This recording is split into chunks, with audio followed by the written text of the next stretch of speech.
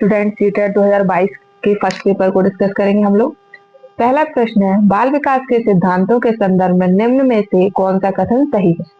विकास शरीर के केंद्रीय भाग से बाहरी भाग की तरफ होता है। विकास आनुवंशिकता और पर्यावरण से प्रभावित नहीं होता है, ये तो बिल्कुल गलत है।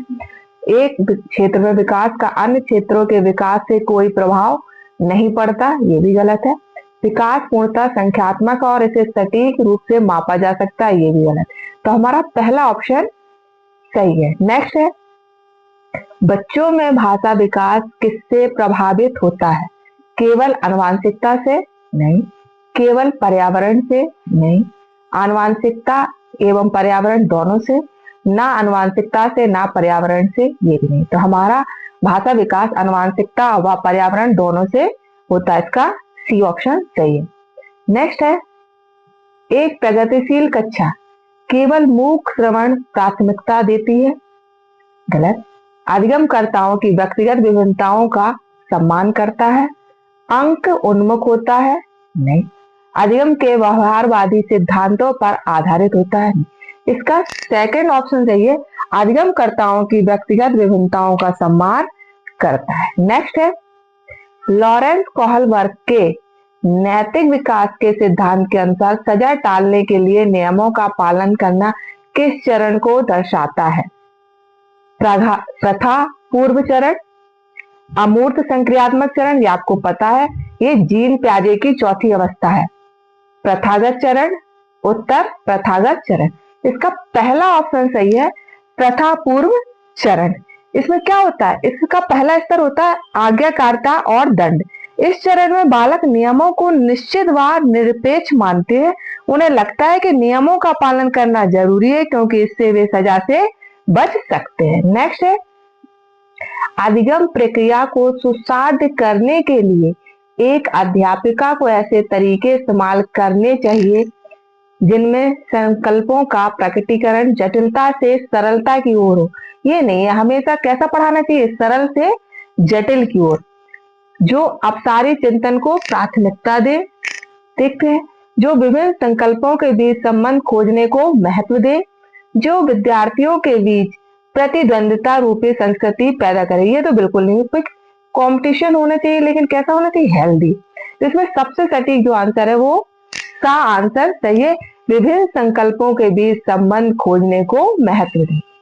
नेक्स्ट है, लेव वाइगोत्स्की का सिद्धांत मुख्यतः करता है आनुवंशिकता के विकास पर प्रभाव को, संज्ञानात्मक विकास में सांस्कृतिक उपकरणों के योगदान को, सामाजिकरण के जीव पारिस्थितिकी मॉडल को, अभिप्रेरणा पर आरोपण प्रतिरूप के प्रभाव को। तो इसका बी ऑप्शन सही है, संज्ञानात्मक विकास के में सांस्कृतिक उपकरणों के योगदान को। लेव वाइगोत्स्की एक रूसी मनोवैज्ञानिक थे जिन्होंने सामाजिक सांस्कृतिक विकास का सिद्धांत दिया है। वह क्या कहते हैं? बच्चों के विकास में समाज और संस्कृति की भूमिका बहुत महत्वपूर्ण होती है। बच्चा समाज के अन्य लोगों से अंतःक्रिया करके अपना संज्ञानात्मक विकास करता है। नेक्स्ट है, क्रिकेट पर वार्तालाप के दौरान एक अध्यापक अधिकांशतः लड़कों से सवाल पूछ रहा है और लड़कियों से नहीं। अध्यापक की यह क्रिया किसका उदाहरण है? हम लोगों ने 2011 से अभी तक इतने प्रैक्टिस सेट लगाए हैं कि आपको ये क्वेश्चन का आंसर तो बिल्कुल रट गया होगा। जेंडर पक्षपात, जहां लड़के लड़की में क्या किया जा रहा है? भेद किया जा रहा है। नेक्स्ट है, बाल केंद्रित कक्षा में एक अध्यापिका किसको महत्व देती है? निरंतर वस्तुनिष्ठ रूपी परीक्षाओं को, ज्ञान की सक्रिय संरचना प्रक्रिया को, किसी भी तरह से पाठ्यक्रम के समापन को, ये तो बिल्कुल नहीं, नेगेटिव सेंस दे रहा है। दंड आधारित कठोर अनुशासन पद्धतियों को, ये भी नहीं। दंड तो शिक्षा में कहीं भी कहा ही नहीं गया है। इसका सेकंड ऑप्शन सही है, ज्ञान की सक्रिय संरचना प्रक्रिया को। नेक्स्ट है, निम्न में से कौन सा बच्चों के सामाजिकरण का प्राथमिक कारक है? पुस्तकें और पत्रिकाएं, निकटस्थ परिवार, माता पिता का कार्यस्थल, अस्पताल के कर्मचारी। तो आपको बार बार बताया मैंने कि बालक के प्रथम सामाजिकरण का उपकरण उसका परिवार होता है। नेक्स्ट है, निम्नलिखित में से कौन सा उम्र समूह जीन प्याजे के संज्ञानात्मक विकास के सिद्धांत के मूर्त संक्रियात्मक अवस्था के समरूप है। पहला है जन्म से 2 साल, ये कौन सी अवस्था है? संवेदी गामक अवस्था। 2 से 7 साल क्या है? पूर्व संक्रियात्मक अवस्था। 7 से 11 साल मूर्त संक्रियात्मक अवस्था और 11 से ऊपर है अमूर्त संक्रियात्मक अवस्था। इसका कौन सा ऑप्शन सही है? इसका थर्ड ऑप्शन सही है। आपको ये क्वेश्चन बहुत बार कराए हैं, अगर आपने देखे होंगे तो आपको ये सारे आंसर बहुत सरल लग रहे होंगे।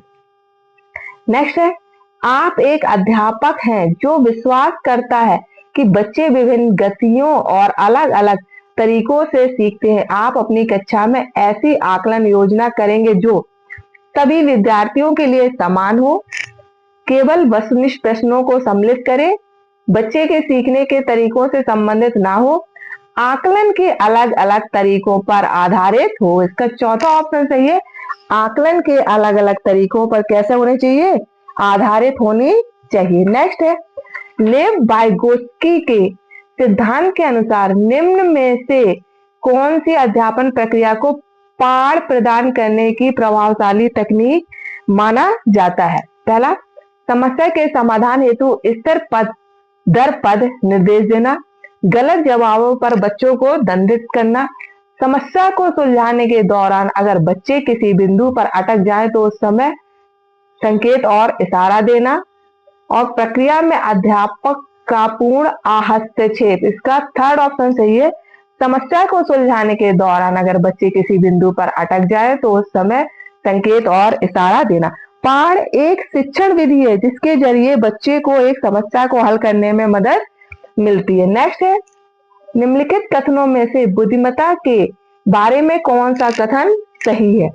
बुद्धिमत्ता को केवल बुद्धिलब्धि परीक्षणों द्वारा मापा जा सकता है। जहां आप केवल देखना समझ लीजिए वो नेगेटिव सेंस है। नेक्स्ट है, बुद्धिमत्ता संबंधी व्यक्तिगत विभिन्नताओं में आनुवांशिकता की कोई भूमिका नहीं है। ये भी गलत है। एक क्षेत्र में उच्च बुद्धिमत्ता अन्य क्षेत्रों में भी उच्च बुद्धिमत्ता सुनिश्चित करती है। यह तो कोई फिक्स नहीं है कि एक क्षेत्र में अगर आप बहुत हाई आपकी बुद्धिमत्ता है तो अन्य में भी होगी। नेक्स्ट है, बुद्धिमत्ता विद्यालय में बेहतर प्रदर्शन करने की योग्यता से अधिक है। तो इसका चौथा ऑप्शन आपका सही है। अगर आप पहले अगर ये भी देखते जाएं कि कौन सा नहीं है तो लास्ट में आप सही ऑप्शन पे भी पहुंच सकते हैं। ये भी एक तरीका होता है क्वेश्चन सॉल्व करने का। एक घोड़े को देखकर एक 3 वर्षीय बालिका चकित होकर बोली, वाह इतना बड़ा कुत्ता। जीन प्याजे के संज्ञानात्मक विकास के सिद्धांत के अनुसार बालिका की यह प्रतिक्रिया निम्न में से किसका उदाहरण है? आत्मसात्करण, समावेशन, प्रतीकात्मकता, पदार्थ स्थायित्व, आस्थगित अनुकरण। तो इसका पहला ऑप्शन सही है, आत्मसात्करण और समावेशन। आत्मसात्करण क्या होता है? जिसमें आप पूर्व ज्ञान में अपने स्कीमा में नई सूचना को जोड़ते हो। समावेशन में क्या होता है? नई सूचनाओं के द्वारा स्कीमा में जो पुरानी आपकी सूचना है उनमें आप संशोधन या परिवर्तन करते हो। नेक्स्ट है, भाषा एवं विचार पर लेव वाइगोत्स्की क्या सुझाते हैं? भाषा संज्ञानात्मक विकास को निर्देशित करती है। संज्ञानात्मक विकास भाषा को निर्देशित करती है। भाषा और संज्ञान में कोई संबंध नहीं है। संज्ञान भाषा से स्वतंत्र है। इसका पहला ऑप्शन सही है, भाषा संज्ञानात्मक विकास को निर्देशित करती है। वाइगोत्स्की के अनुसार जब कोई बच्चा भाषा का उपयोग करके अधिक जानकार अन्य लोगों के साथ अंतःक्रिया करता है तो उसकी संज्ञानात्मक क्षमताओं में क्या होता है? सुधार होता है। नेक्स्ट है, बच्चों में सृजनात्मकता को किस प्रकार सुसाध्य किया जा सकता है? अन्वेषण को प्रोत्साहित करके, अध्यापक केंद्रित शिक्षा शास्त्र द्वारा, ये तो हो नहीं सकता, लगातार अभ्यास और दोहराकर, केवल अनुकरण द्वारा। देखो केवल द्वारा से काट ही देना। तो इसका पहला ऑप्शन सही है, अन्वेषण को प्रोत्साहित करके, नई नई खोज द्वारा। नेक्स्ट है, गुणज वैकल्य सीधे तौर पर निम्न में से किससे संबंधित है?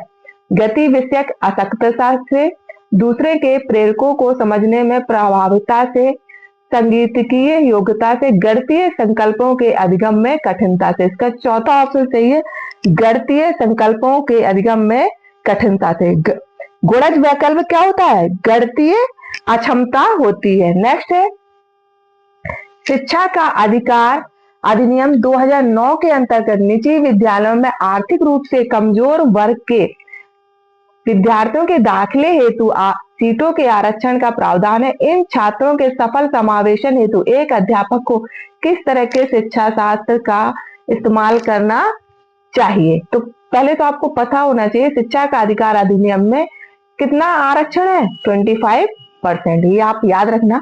पहला ऑप्शन है भेदभावात्मक, अलगावात्मक, साम्यता पर आधारित, समानता पर आधारित। तो यहाँ थर्ड ऑप्शन सही है। साम्यता का अर्थ यहाँ पे होता है भेदभाव रहित या निष्पक्षता। नेक्स्ट है, एक समावेशी कक्षा में सूचना को किस तरह से प्रस्तुत करना चाहिए? केवल शाब्दिक रूप में? नहीं। केवल दृश्य रूप में? नहीं। केवल मौखिक रूप में? नहीं। बहुल रूप में। तो इसका चौथा ऑप्शन चाहिए कि हमें सभी विभिन्न रूपों में करना चाहिए। नेक्स्ट है, शिक्षा की समकालीन नीतियों के अनुसार दिव्यांग बच्चों के लिए कौन सा मॉडल सुझाया गया है? पहला ऑप्शन है केवल व्यावसायिक शिक्षा, समावेशी शिक्षा, अलगावी शिक्षा, सम्मिलित एकीकृत शिक्षा। इसका बी ऑप्शन सही है, समावेशी शिक्षा। नेक्स्ट है, अधिगम के बारे में निम्नलिखित में से कौन सा कथन गलत है? अधिगम एक निरंतर प्रक्रिया है। अधिगम प्रक्रिया में त्रुटियां और गलतियां अप्रासंगिक हैं। अधिगम व्यक्तिगत व पर्यावरणीय कारकों पर आधारित है। अधिगम चक्रीय रूप से होता है, अनुरेखीय रूप से नहीं। तो इसका बी ऑप्शन सही है, अधिगम प्रक्रिया में त्रुटियां और गलतियां अप्रासंगिक हैं। नेक्स्ट है, बच्चों के बारंबार यह बोलने से कि वह अधिगम के लिए योग्य नहीं है किस संभावना को बढ़ावा देता है? बच्चे अधिगम के लिए अनुत्प्रेरित हो जाएगा, अधिगम की गति में तेजी आ जाएगी, बच्चा अधिगम के प्रति अभिप्रेरित हो जाएगा, बच्चे के अधिगम पर कोई प्रभाव नहीं पड़ेगा। अगर हम बच्चे को लगातार डिमोटिवेट करते हैं तो क्या होगा? बच्चा अधिगम के प्रति अनुप्रेरित हो जाएगा। नेक्स्ट है, समस्या समाधान कौशल को किस प्रकार बढ़ाया जा सकता है? पहला है उपकरणों सामग्रियों के परंपरागत इस्तेमाल पर ध्यान देकर, समस्याओं को मानक प्रारूपों में प्रस्तुत करके, समाधानों के वैकल्पिक तरीकों को मानकर, यंत्रवत याद करके। ये तो हो ही नहीं सकता। इसका थर्ड ऑप्शन सही है, समाधानों के वैकल्पिक तरीकों को मानकर। नेक्स्ट है, प्राथमिक कक्षाओं में संकल्प अध्यापन हेतु विषय वस्तु को प्रस्तुत करने का कौन सा क्रम सर्वाधिक उपयुक्त है? आपको याद रखना होगा, छोटे बच्चों के लिए पूछा जा रहा है प्राथमिक कक्षाओं में। संकेत, चित्र, मूर्त सामग्री, चित्र, संकेत, मूर्त सामग्री, संकेत, मूर्त सामग्री, चित्र, मूर्त सामग्री, चित्र और संकेत। तो इसका चौथा ऑप्शन सही है। सबसे पहले हम बच्चे को चीजें दिखाएंगे, है ना, मूर्त सामग्री जो प्रत्यक्ष में दिख रहा है, तो उनके चित्र दिखाएंगे और फिर बाद में अंत में संकेत का प्रयोग करेंगे, क्योंकि ये बहुत छोटे बच्चे हैं। नेक्स्ट है, बच्चों के अधिगम पर कक्षा के वातावरण का काफी प्रभाव पड़ता है। प्रवृत्ति अभिमुखी अधिगम, वह अधिगम जो समझने पर जोर दे। संस्कृति को बढ़ावा देने के लिए कक्षा का वातावरण किस तरह का होना चाहिए? प्रदर्शन अभिमुखी, स्पर्धात्मक व व्यक्तिपरक, अध्यापक प्रधान, सकारात्मक एवं सहयोगात्मक। तो इसका आंसर कौन सा होगा? इसका चौथा ऑप्शन सही है, सकारात्मक एवं सहयोगात्मक। नेक्स्ट है, अधिगम के संदर्भ में निम्न में से कौन सा कथन सही है? परीक्षा ही अधिगम का चरम लक्ष्य है। अधिगम एक निष्क्रिय प्रक्रिया है और इसमें अधिगमकर्ताओं की संलग्नता की जरूरत नहीं होती है। ऐसा होता है कहीं? नहीं। भावों का अधिगम प्रक्रिया पर कोई प्रभाव नहीं होता। ये तो गलत है। इमोशन तो हमारे अधिगम को बढ़ाते हैं अगर हम अंदर से मोटिवेट हैं। नेक्स्ट है, अधिगम एक जटिल प्रक्रिया है जिसमें अधिगमकर्ताओं की सक्रिय संलग्नता की जरूरत होती है। चौथा ऑप्शन आपका बिल्कुल सही है। नेक्स्ट है, अधिगम का सामाजिक संरचनात्मक विचार अधिगम प्रक्रिया में की महत्ता पर जोर देता है। पारस्परिक क्रियाएं, पुरस्कार और दंड, आनुवांशिकता, अनम्य अटल शिक्षा शास्त्रीय उपागम हो। तो इसका फर्स्ट ऑप्शन सही है, पारस्परिक अंतरक्रियाएं। जो निम्न में से कौन सा युग्म घटक अभिप्रेरणा स्रोत का सही रूप से मिलान युग्म है? आत्म परितोषण, ब्राह अभिप्रेरणा। भाई अंतर रूप से आप सोचे तो बाह्य अभिप्रेरणा कैसे हो गई? जिज्ञासा आंतरिक अभिप्रेरणा, नगद पुरस्कार आंतरिक अभिप्रेरणा, ये तो बाह्य हो गई ना, हमें बाहर से कोई पुरस्कार देके अभिप्रेत कर रहा है किसी कार्य के लिए, ये बाह्य अभिप्रेरणा है। रुचि बाह्य अभिप्रेरणा, रुचि कैसी होती है? आंतरिक अभिप्रेरणा। इसका सेकंड ऑप्शन सही है कि जिज्ञासा आपकी क्या होती है? आंतरिक अभिप्रेरणा। आप किसी कार्य को जानने के लिए, किसी चीज को जानने के लिए अंदर से अभिप्रेरित होते हैं। अभिप्रेरणा दो तरह की होती है, एक होती है आंतरिक और एक बाह्य।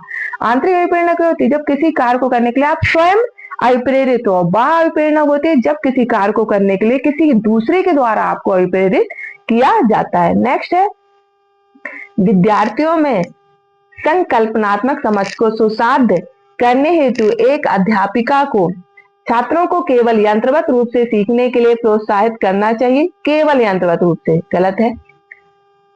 संकल्पों के वार्तालाप, उदाहरण और गैर उदाहरण को सम्मिलित नहीं करना चाहिए, गलत है। हमें ज्यादा से ज्यादा उदाहरण देनी चाहिए। जो प्रस्तुत किया गया है और जो पहले से ही ज्ञात है उन दोनों में संबंध स्थापित करने का अवसर प्रदान करना चाहिए। अध्यापन की व्याख्यान विधि पर ही सीमित रहना चाहिए। पूर्व ज्ञान से नए ज्ञान को जोड़कर अगर हम पढ़ाते हैं तो बच्चों को कोई भी चीज बहुत जल्दी से समझ में आती है। नेक्स्ट है, निम्न में से कौन से कारक अधिगम को प्रभावित करते हैं? अभिप्रेरणा करती है, सामाजिक संदर्भ करता है, संवेग करते हैं, शिक्षा शास्त्रीय उपागम करते हैं। तो इसका चौथा ऑप्शन सही है। ये सभी क्या है? कारक हैं जो अधिगम को प्रभावित करते हैं। आज हमने सीटेट 2022 के फर्स्ट पेपर को डिस्कस किया।